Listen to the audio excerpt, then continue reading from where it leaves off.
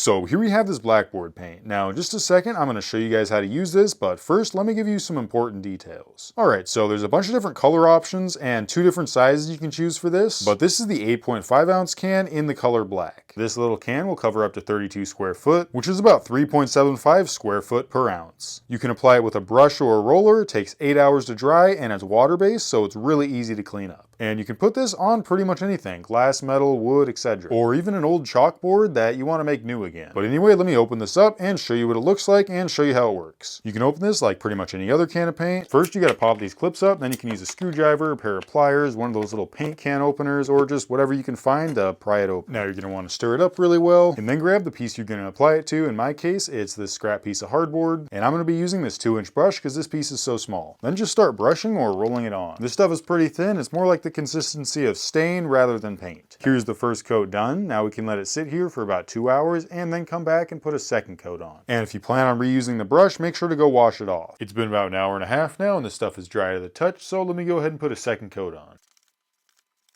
Now we gotta let this dry for at least 8 hours, so I'm gonna leave it overnight and then I'll come back and test it out. Alright, and there we go. It's been sitting here overnight and it's completely dry now. I can barely make out the brush marks, but they are there. An easy way to avoid that is to just use a roller. Anyway, I got this pack of chalk here, so let's try it out.